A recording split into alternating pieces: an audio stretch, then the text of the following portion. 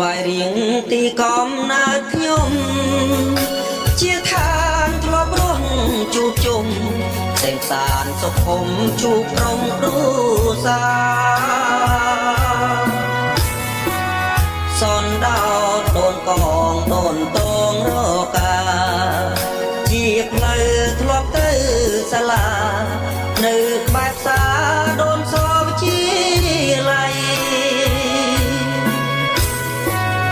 មានវត្តស្វាយជ្រុំពូកែស័ក្តិសិទ្ធស្វាយផ្អែមធ្លាប់តែនៅចិត្តឥឡូវជីវិតខ្ញុំឃ្លាតទៅឆ្ងាយនឹកឃើញម្ដងខ្ញុំសែនអាឡ័យមិត្តភក្តិទាំងប្រុសទាំងស្រីបែកយូរថ្ងៃមិនបានជួបជុំធ្លាប់ដើរដាក់ផ្កាយពេលថ្ងៃរៀបលេងរលឹមស្រេចនឹកឃើញជានិច្ចថ្មពៀនណាភូមិខ្ញុំដើរតាមភ្លឺស្រែពេលស្រូវបែកគុំទេសភាពល្អឯងសែនស្រស់មនោរម្យឲ្យអារម្មណ៍ខ្ញុំ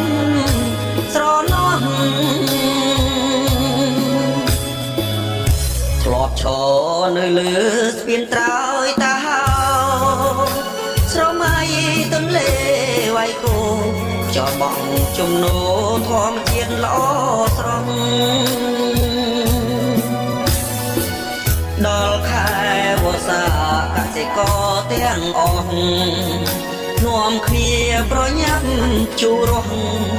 បាច់សាព្រំពូជស្រូវដើមដៃ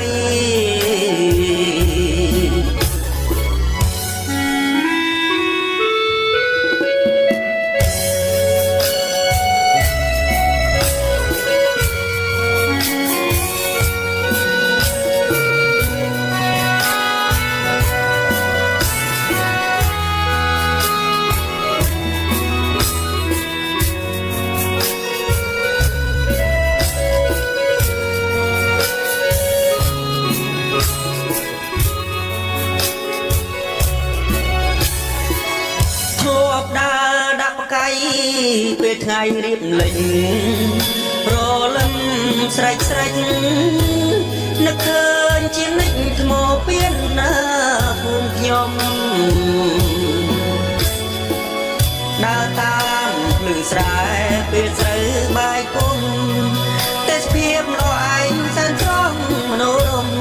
ឲ្យអារម្មណ៍ខ្ញុំស្រណោះធ្លាប់ឈរនៅលើស្ពានត្រើយតាហោស្រមៃទន្លេវាយគោចោលបងជំនោធម្មជាតិល្អស្រស់ដល់ខែវស្សាកសិករទាំងអស់នាំគ្នាប្រញាប់ជួររស់បាយសាព្រោះពូជស្រូវដើមដៃ